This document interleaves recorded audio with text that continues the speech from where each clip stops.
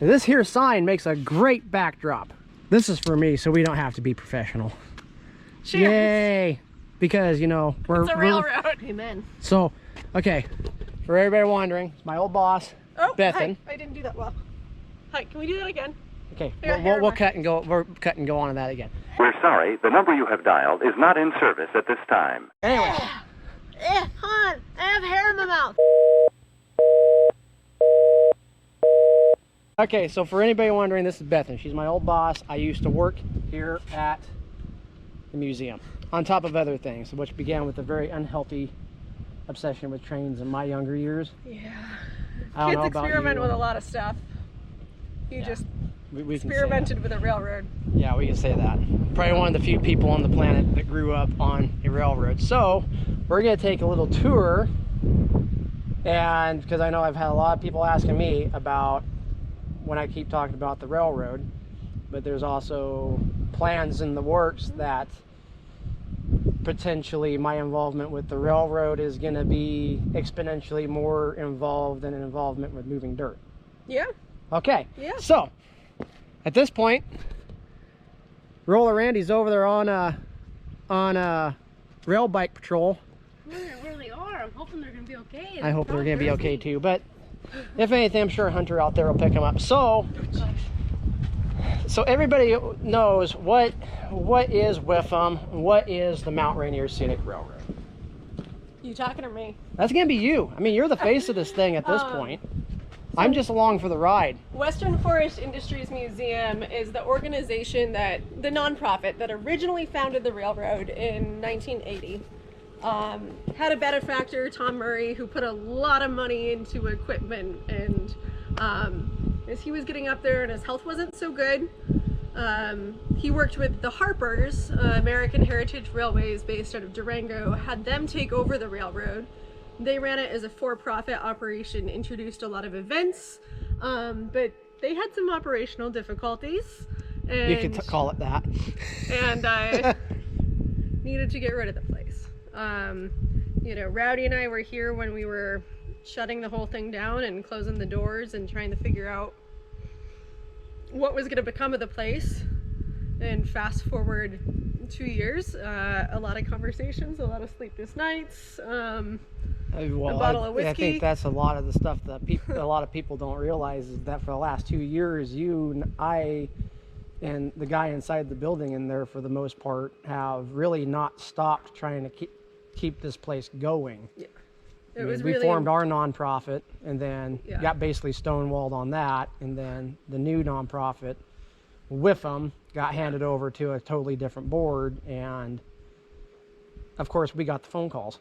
Yeah, then we started getting some phone calls, and you know, we've spent the last 3 or 4 years talking about how to make this railroad work.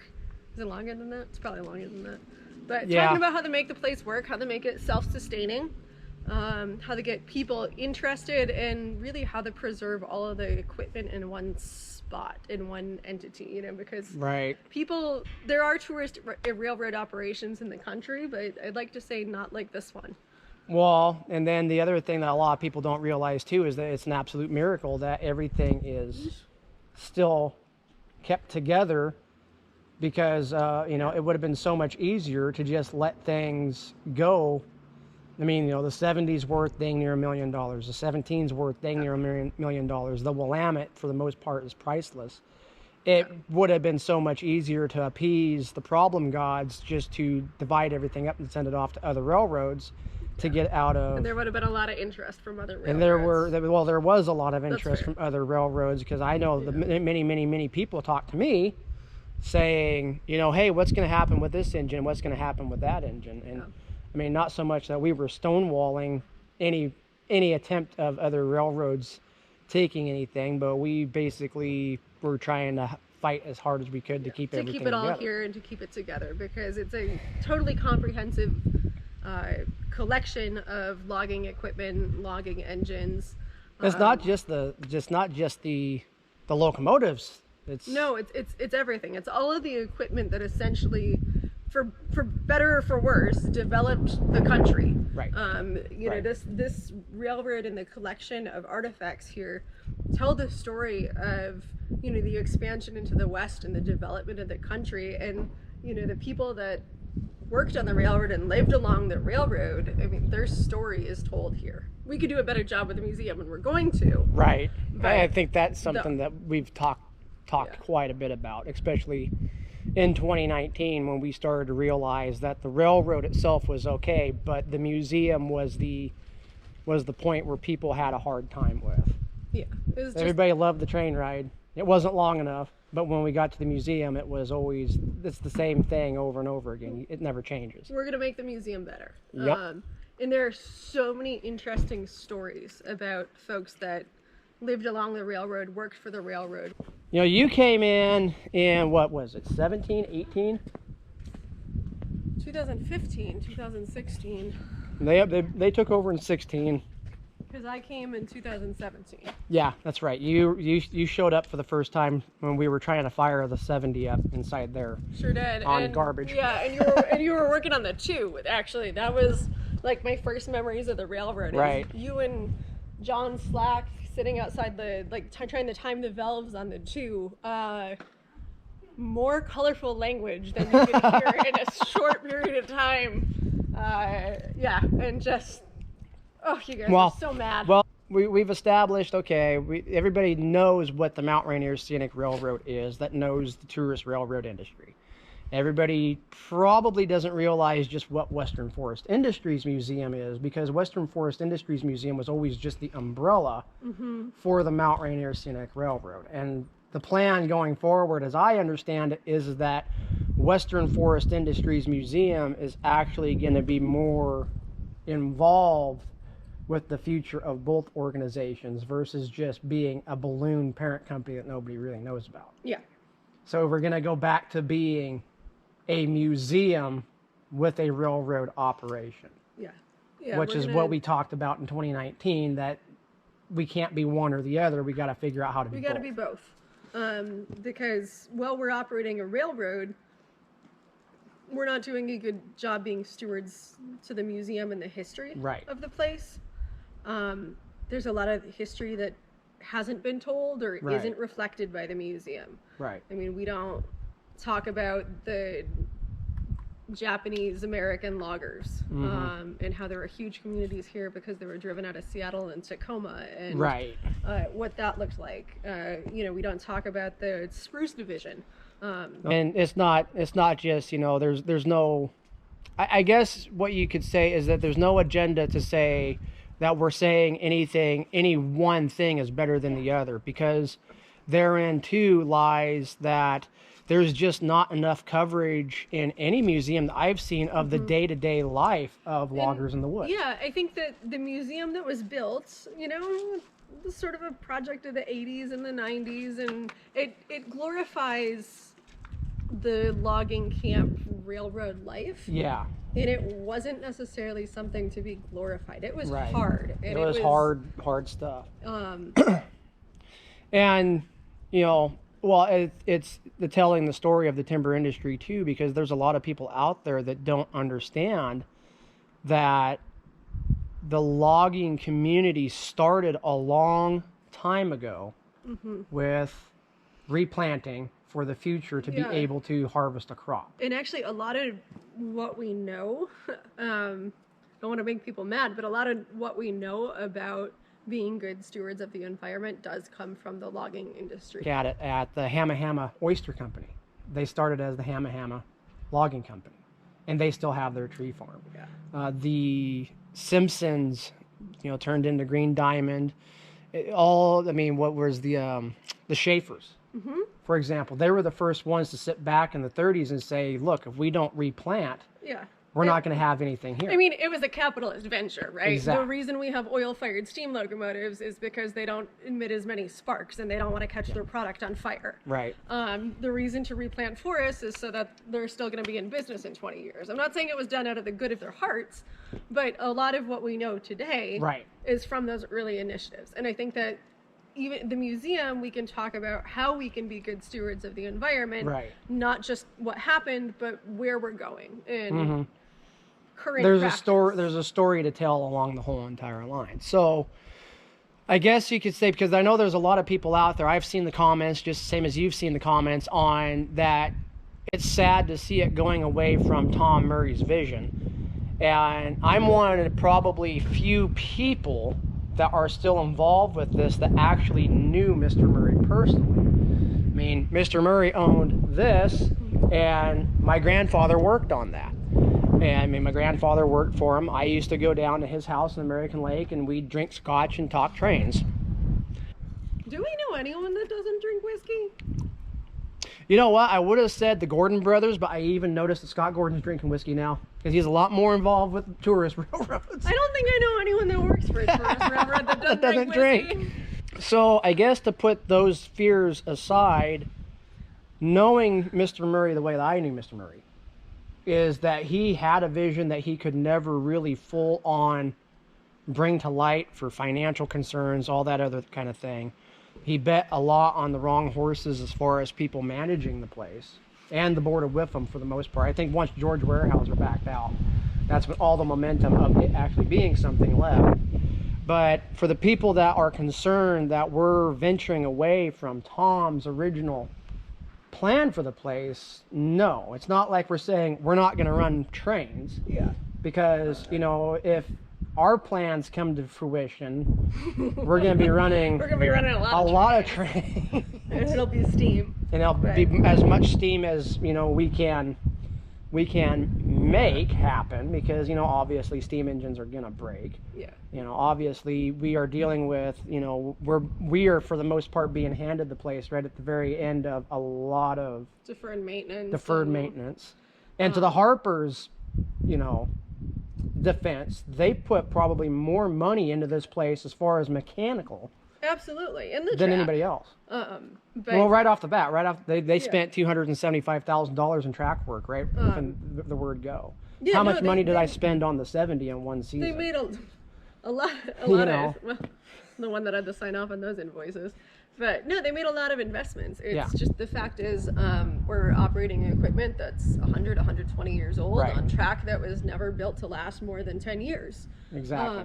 So it was put together shoddily to and, begin with. You know, I'm probably not the person Mr. Murray thought was going to be managing the place, but the reason that we're bringing Whipham back and the reason that I am committed to that is because we're going to diversify income streams. We're going to diversify the attraction so that we can fund the railroad operation. Right.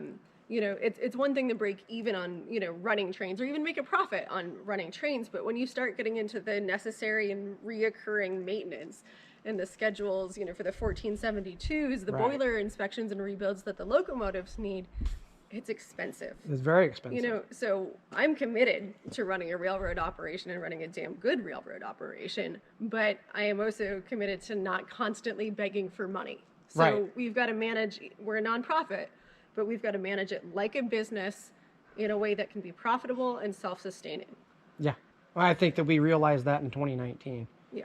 We really knuckled down on a lot of stuff in 2019. Yeah, we spent a lot of money, but we spent a lot of money in places that we had to spend money. I mean, we rebuilt one passenger car for the most part. Yeah, we did. We Two cars. during Two cars. Yeah, we did two cars. cars. In the middle of the operational season. The machine shop staff rebuilt the running gear on the 70. Well, Rowdy came into my office with just a shit-eating grin and said, "Well, boss, I got a proposal."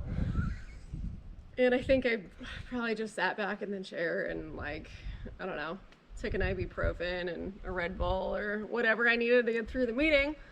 And he said, "Yeah, we're going to rebuild the passenger cars and we're going to do the running gear on the 70. And a month before the Polar Express starts, they did it. We made a lot of money on it. We made a lot of money on it, but we did it. We rebuilt the running gear, minus doing anything with the engine itself, the pistons and the valves. But we went through all the rods, rod brasses. We rebuilt each. And this isn't like the engine was just sitting there all week long. The engine was going out and working every weekend. So during the week, 3 or 4 days to get it done. we rebuilt one crosshead, and in 2-3 days we ran the engine. The next week we did, Yeah. because the mechanical staff was here Monday through Friday, and the operational staff came in On the Thursday weekends, through yeah. on the weekends. And My heart rate's increasing just thinking about it. yeah. And then while that was going on, we were rebuilding the 902 Yep. Did a passenger car. You and did putting the 902 back together, and we got the 902 done 2 days before Polar not Express. Not even. I mean, we were still putting shit, like the paint hadn't dried yet, I think, on our first few runs. Oh, look, they made it. We only do around 4 times. What?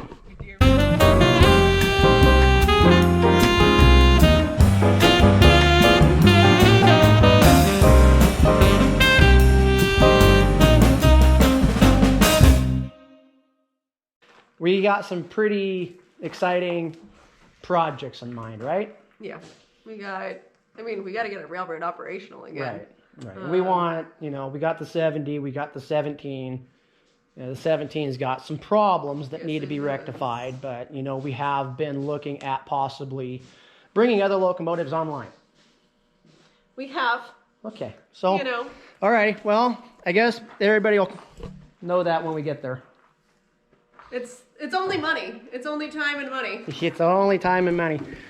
But honestly, when it comes down to it, you and I see with what we're wanting to do with the railroad, we got to have at least three locomotives that are preferably 4 locomotives to do what we're really we would wanting like to do. 4 engines. We need 3 locomotives, though, if we're going to be running trains 5 days a week, which is absolutely what we're going to be doing during the high season. Yeah. And, these are not perfect machines. They're antiques. So, you we need gotta the have... ability to put another engine on the train if something goes down. Right. Safety is a priority. And also, they're museum pieces. So we can't run them to the point that we're going to do... Well, you're not going to do permanent damage because in theory we can fix anything, but Yeah. time and money are Time not. and money. And, when it comes down to it, we were right in the process of rebuilding another passenger car. Yeah, I actually think this is going to be one of our first volunteer projects. Probably. It's not that far away from being done. All the hard stuff's done on it. This car, I'm committed to getting running again before we open. I want to have open air cars on. I want folks to be able to wander around the train. See that they're behind a steam engine. So sit back, have it's a snack, pretty. have a drink. In our mind, with the way everything's working, it's pretty safe to say that a lot of our future projects sit within this building. Yes, that's fair. It's very That's fair. safe to say. We've got. This is our project building. This is minus probably the caboose. Yeah, don't look at the caboose. No, This is our project building. So there's lots of money that's going to be spent within this building in the future. I think when we talk about how we're going to get this thing operational, it's doing the rail bikes, it's having a museum, but it's also having enough diversified income streams that we're reinvesting in the railroad. And that's what I really want the rail fans to understand is a lot of folks are frustrated that we're not going to be running trains next year, but we need to take care of the equipment and we need to prioritize the equipment. I am absolutely committed to getting a solid railroad up and running and operational, but we need to set it up so that we're continually reinvesting in the equipment and we're not deferring maintenance. And this thing right here is the perfect example of deferred maintenance. Yeah, you can only defer maintenance so much. So much before it turns into clutter in the corner of the building. Yeah. So the future of the railroad involves a lot of projects.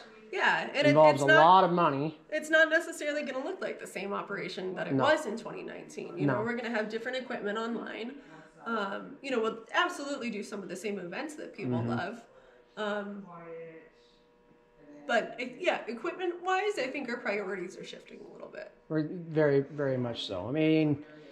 Everybody always sits back and says, we need to be running steam 7 days a week. Well, I don't think you need to be running steam 7 days a week, but I think that a good 80% of the trains that we are looking at putting on are steam. This is a steam railroad. It's a heritage operation. And as we were discussing with our guests, what engines make sense to be putting the money into. And right now, as far as the steam locomotives are concerned, there's really 3 engines on the site that make the most sense. Yeah, because we've got to consider, power. how much can it pull and speed. You know, we're talking about adding a significant amount of trackage to our operation. And cars. And cars. I mean, our typical train in 2019 was 5 cars long. Yeah, and that's 2 cars longer than... In my previous life, I was running 12 and 13 car passenger trains sometimes. Right. And there's no reason that we can't get here if we have the infrastructure to support it. So I think when we were talking about it in 2019, our 2020 train consist was going to be what's now the Mountain View car, the 2 900 cars. We were looking at having the observation car involved. We were looking at going over and starting to bring back the BAP car. You know, and then we were then looking into, because we felt that we had 2 solid steam locomotives at that point, we were looking at the viability of a third. Yeah. And we're not committing to anything. No, but it's not all going to happen immediately because we don't have someone writing us big checks. And I think that's the biggest effort. That's the biggest part, especially like the volunteers need to understand.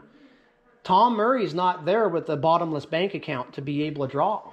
This is a grassroots effort, and the way that we're structuring it is, again, to be sustainable. Yeah, is it's going to be measured growth, measured projects.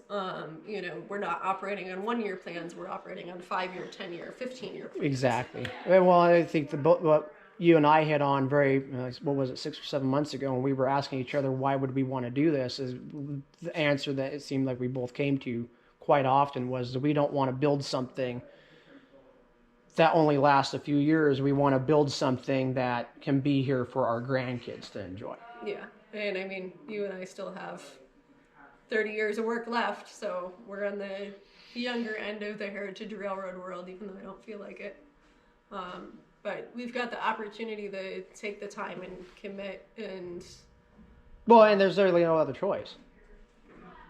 I mean, you know... Stockholm Syndrome set in really, really well. There's really, the thing of it is that if you sit back and really look at it, this is probably the last hoorah this railroad could get. And if it doesn't work out this time, it's basically everything goes to the highest bidder. I know there were many, many, many times we got asked if we would be willing to let this engine go back to Carlson to be the centerpiece of a city park. I don't think we've got another opportunity to make it go. No. I think this is our last shot. This is the last shot with this railroad. So we've basically covered the past of the railroad. Tom Murray got it started. He got it started because he grew up in the logging industry. He was a timber baron himself. His father owned West Fork Timber Company. Then he took it over. He was one of the last people that really saw, he saw the shift from steam to diesel, from steam donkeys to diesel equipment, and he wanted to preserve a little bit of that. We've gone over the present. This is kind of where we are at. We're basically starting this thing from the ground up. With very little money, with very little help. Yeah. Outside of, there are volunteers out there that I'm sure are patiently waiting for the call to come up and help. And we're trying to figure out. Started talking to them. We're trying to figure out, okay, what is the best use of that energy? And we've kind of said, okay, this is where, you're involved. Pay right now, I'm not. But if it winds up becoming 2019 all over again, it's pretty safe to say that the both of us are kind of in the same line of this is what we'd like to see. Yeah. We had such a good team. We did. I am so thankful for the employees I had. It was a good team. It was cohesive. It was a high maintenance team. It was a very high maintenance team. But man, a lot of stuff got done. So much got done, and I think it's evident that it was a good team because we've all kept in contact over the past 2 years, not because we need to. And somehow or another, that same team, for the most part, is sitting back, waiting for their call. Let me know, and I'll be there. And that's kind of been where both of us have been for the last 2-3 years. Yeah. So. For whatever reason, I'm in. Right. I'm committed to this place. Well, I think we both are. I mean, I've been around. I've been around it. Of life. I've been around it too damn long to watch it just disappear. There's probably a lot of people that would say, "Why the heck am I interested. You know, I'm not from Right. the area. I didn't grow up around. Whiffam is going to actually have a video where you kind of go over that, right? Yeah, You're going to kind people of want. people need, people want people need to how the know heck I got who you here. are, how you got here. More importantly, what your background is, because I mean, one of the things we see with our current fight that we're in right now is that a lot of people don't really realize what your background is. Yeah. And they're kind of sitting back going, why is she here? And your background, it's very clear why you're here.